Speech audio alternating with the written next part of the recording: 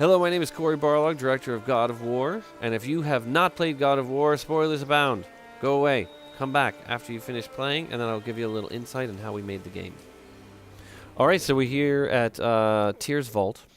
This is the right after you've gotten the chisel from the stonemason's level. Now you're stepping in to see how to head down to Tyr's Vault and get the black runestone. Wow! Can't believe we're setting foot in Tyr's Vault. Another one of these. So this is the little introduction to something you're going to find out later. Wait, Adding a bit of mystery. That there's a missing panel. What does this He was mean? loved by everyone, including the giants. Other than me, he was the only one they gifted with their special sight. It's wonderful to actually have the time in this experience to be able to set things up that aren't even relevant for 8 hours, 9 hours. This is a really great moment right here. actually, come look. Let me show you how to. The tables have turned, and his son is going to teach him So something. much. Let me teach you something. This is definitely taken from when my son would point in the storybooks and have my wife read in Swedish, and he kind of look at me and, come on, old man, learn. I know how to read. I know how to read. Just not this Except he tongue. has other people read You're for halfway him. there already then. Okay, so the runes represent a lot of different things. Some gods, some animals. And this whole scene wasn't originally in the game. Not that. We had changed a few structural points and lost a few areas and needed to fix a problem. And it turned out that this fix, to me, created one of the most powerful moments in the whole game. So I will always Rain? be open to these kinds of changes and understand that everything happens for a reason. And this whole scene is just incredible. Fucking hammer. But now, everyone's gonna think Nolan. I got it. 'Cause Maggie Nolan North, man. He is just amazing. if I kill you, no one's gonna Has a little bit of that, like, Emperor with Luke.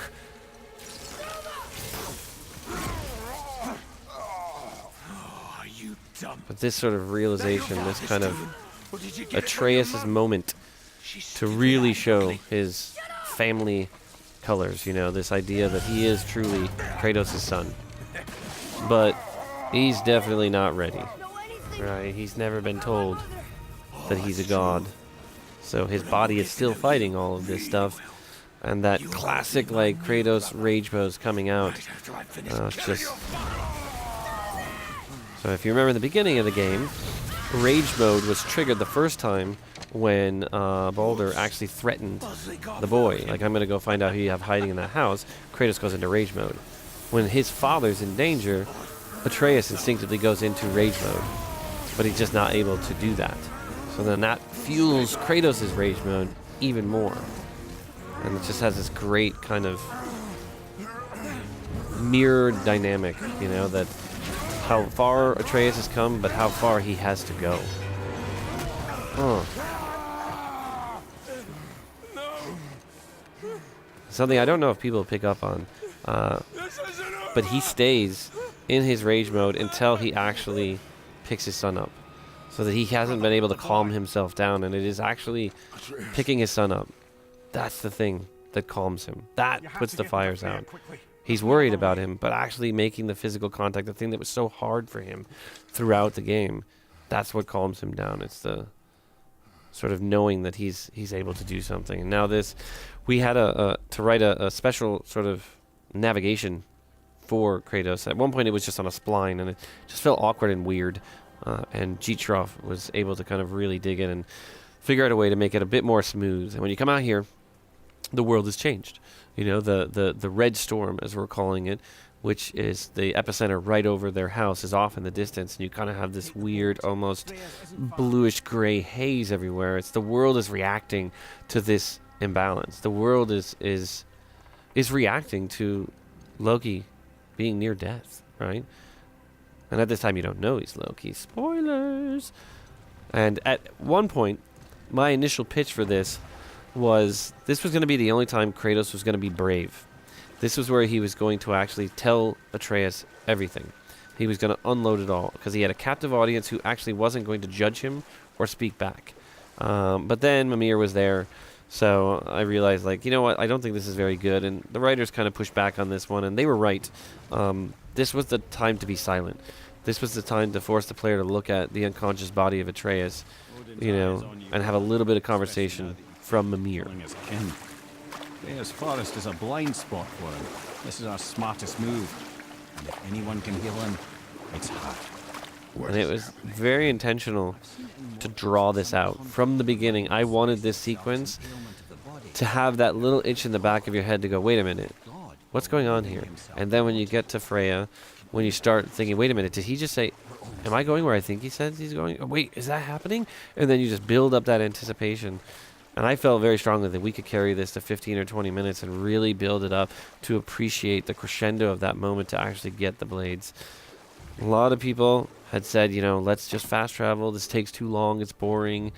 And, you know, at the time, they were right. It's just gray box. And, you know, it did take a long time to boat, and there was nothing to look at. There was no music. It was very aggravating. And I think it, you know, is a testament to their faith that I kept saying, no, no, no, no, no, no. We are not doing that. I love this little extra animation that they did. Just resetting Atreus, his head just collapsing on his shoulders. And then resetting here. And now you're forced to just look at like he is doing everything he can to steal himself. Somebody just called the Like he is not an effusive, you know, emoter, but this right here, this kind of, he can't fight this. He can't stab it. He can't defeat it. He simply has to figure out the logical, smart move out of this, and the emotions that he's trying to suppress right here because of what he's grown up. The way he's grown up is just, you know, he's like a caged animal at this point. He doesn't know how to deal with it. It was awesome that we were able to get a lot of that across. Like, it's so intentional that every step, you know, we're not letting you sprint. We're putting you in this walk, and we're forcing you to deal with this. There's potentially, we had hoped, a tiny bit of agitation from the player, and that agitation is desired. We want you to feel tense, right, and feel a little bit like Kratos. Open the door! We need your I love help! her line response. Woman, do you hear me? It is urgent. I'm still a god. Go away. The boy has fallen ill. Freya! Oh, I love her character. It's so good. This was an early on scene too. We shot this when we didn't have everything fully worked out as far as the spaces, and then had to reshoot a little bit to ensure that we got everything correct, but they were utter professionals in this sequence and nailed the performance. Sonny, excellent at being passed out. To him. Will you help me? One thing that everybody was worried about was the fact that you could switch armors, so that in every animation or every cinematic, you could have all these different armor pieces, and they felt it was going to be distracting. But I personally thought it was great, that it felt like when I see that in the game, when I actually play a game and I've made all these choices and then I'm in these story moments and I see the choices reflected on my character, it's awesome. That's part of the magic of games. 9 realms can create a blaze. As for the dead, your frost axe will be useless. You'll need to find something else. Then I must return home. Dig up a past I swore would stay buried. It's interesting because everybody has secrets, right? She's advising him, care about your son, focus on him, don't worry about the secrets of the past. But I mean, she doesn't go anywhere without her sword. She can't draw it. She can't use it. Odin has prevented that, but she still maintains the veneer, the secret. It's like everybody's got something that they're hiding. Boy. Himalay, you must hurry. Through my garden, there's a path leading to my boat. Take it. Return home. Dig up your past. Do whatever you. And what's interesting, she's wearing a necklace that actually says Balder in runes. So early on when you meet her, if somebody is eagle-eyed and they make a screenshot, they're actually going to be able to see that. We had a physical necklace for the Witch of the Woods made for PSX, and we're all so busy, we didn't realize that the necklace said Balder on it until we were standing looking at it at PSX and realizing if somebody takes a photo of this and goes home and translates it, they're going to see that the witch's necklace says Balder. And nobody noticed. It was like Kojima wearing the Death Stranding shirt before he announced Death Stranding. Super meta, and nobody caught on. I was very thankful for that, because that was a big mess up on my part. So now this is another one where at this point people were like, all right, it's been, you know, we did a cinematic, we did all these other things. Maybe we should just warp him there? I'm like, no. This boat ride is so important for his development. Do what I must. Leave me be. And it was like, you take Freya's magical boat, and the boat just knows where to go. It takes you off, and the storm begins. And as you're getting closer, you've already seen the indications of the red storm, and now you're going to go into the heart of the storm, right? And this is to really represent what's going on inside of Kratos. This is a physical, external representation of the storm that has been going on inside of him forever, right? And this moment, everything about this moment is about a pivotal character shift for Kratos.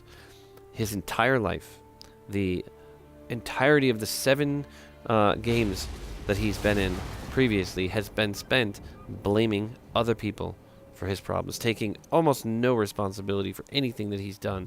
In fact, the only acknowledgement of it is saying, I will do things for you if you erase the horrible things that I've done, the stupid decisions that I've made, which only further served to bond him in servitude to the gods. Like, his inability to accept and take responsibility is the weight that has held him down for so long. And that little smug smile from Athena, too. He knows what he has to do, and it's like, I don't think he's ready even now. Like, in this moment, for me, he's still 80, 90% the way there. He hasn't fully gotten there. And it isn't until she taunts him that he really realizes what he is, who he is, and that the only way he is ever going to move forward is if he simply accepts his faults. Right? I mean, that's for all of us. That's the biggest thing, is instead of denying our faults, instead of pretending they don't exist, is kind of accepting it and desiring to either change or simply live with these things that we don't like about ourselves. There was a whole plan to have full sequences of Hellwalkers fighting other creatures. There's a great Hellwalker up on the cliff just looking down at you. It's kind of creepy. Saying nothing, doing nothing, just staring right at you. And there was going to be, you know, animals and creatures running around everywhere, and just we ran out of budget and time. But I think it's actually better. Again, that's another one of those things where the limitations made it better. It wasn't overwhelming. You're taking all this in. It is the moments of quiet, right? Which is very rare for him, that he's doing nothing. He can't do anything but sit and wait for this boat to deliver him to the front of his house. It's a nice little, you know, sort of callback to the beginning of the game, when he and his son were coming in the same path at a very different meeting.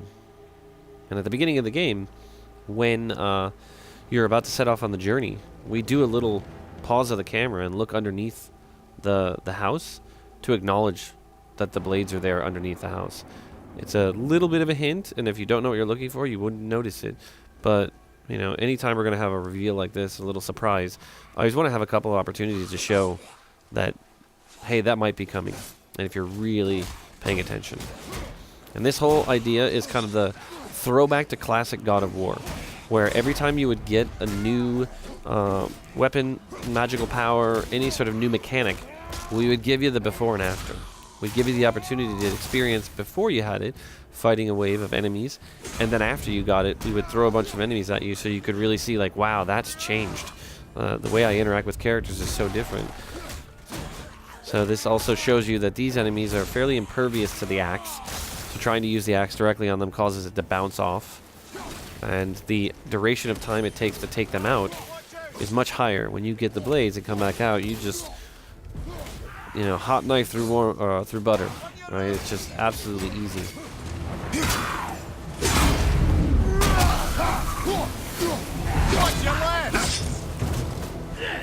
I really like when Mimir gives you directions on where the enemies are. There was a point in the game where Mimir was not going to be hanging from the belt. He was going to be in a bag because everybody thought it would be silly.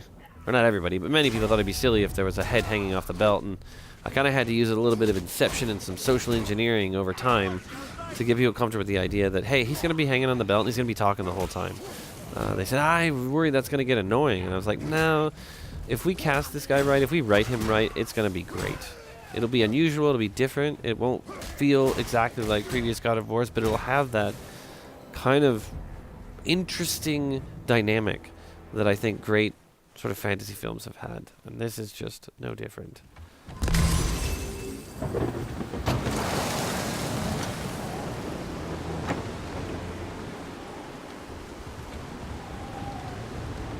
This was a really, really emotional scene for Chris. I didn't know at the time how dark it was going to be, so we really couldn't see a lot of what he was doing. But I mean, you can feel it in what he's saying.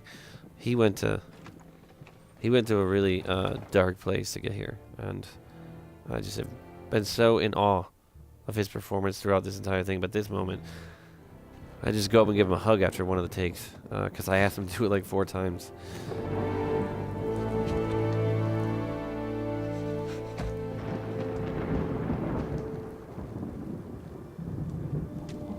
We had to pull a little trick where whatever armor you have on, we have to kind of turn it off at certain points so that we can get some of these. There's a few scenes where we have to do that. Breaks a little bit of the reality. You know, if you're paying really close attention, it's a little weird, but most people we found through the playtest did not notice it. Although finally, because the resolution's a lot higher on the PlayStation 4, everybody notices the whole... There's chains on it, and then he puts it on his back, and then the chains aren't connected to his hands, which was part of the franchise from the beginning, the kind of magical, like, they're connected to his arm, then he puts them on his back, and they're not connected to his arm anymore. It was a weird sort of break of the illusion, I think, for everybody. Oh. And this is Carol Rozier as Athena, the original Athena. I love her performance, her voice. She is wonderful. Everything you are not. Teacher, husband. There it is, the father. That's the one that gets him. It's the one thing he cares about. That's where he realizes You will never escape. he is a monster. You cannot change. You will always be a monster. I know. But I am your monster no longer. Such an empowering moment. That feeling of like, you haven't shed everything from the past, but at least you've accepted it. You've accepted that you are imperfect. And you've done a lot of bad stuff, and that begins the path for real change for him. Obviously, he goes and kills a bunch of creatures right after that, but from a gameplay perspective, this puts you into that moment of like, all right, that is the classic heroic moment. You know, the indie putting the whip on. And I feel like reaching this point was satisfying because of the journey that it took to get there. It needed to take 15 to 20 minutes. If we had rushed it to get there, I feel like most people wouldn't have really absorbed what was happening. Part of it is this sort of building of the tension and that disbelief. I mean, you want it to be long enough that you're like, oh, they're probably not doing that. No way, they're doing that. And this is a testament to every single member of the team bringing something to the table to realize this long moment. I mean, we called these, key level beats. That was our development name, and we had tons of these key level beats throughout, and there was these little strike teams that we would put together to try to realize each one of them. And some of them were easier than others, but this one, I think, presented an incredible challenge because it required so many people to come together and come up with, unorthodox solutions, or time-consuming solutions to try to realize it to its fullest extent. It was a sight to behold to go from the really crude, blocked-out version to actually get to the point where even members of our own team, when they were playing it for the first time, were just like giddy, right? Which reminded me in this moment to see some of the team members excited when I was on the show floor in E3 2004 maybe, when we had a demo of God of War 1, and I was watching people come up to the station, pick it up, and just start cutting through a bunch of skellies and just having an amazing, amazing time. It was nice to actually see that from members of our own team. This is where you realize there was a hidden gateway in your front yard the whole time, covered in vines, these Helheim vines that actually are preventing you from accessing it. So without the blades, you would have never been able to open this magical door. So I think that's just so cool. Well, there you have it. A little glimpse behind the scenes. Thank you everybody for watching, and thank you everybody for playing. PlayStation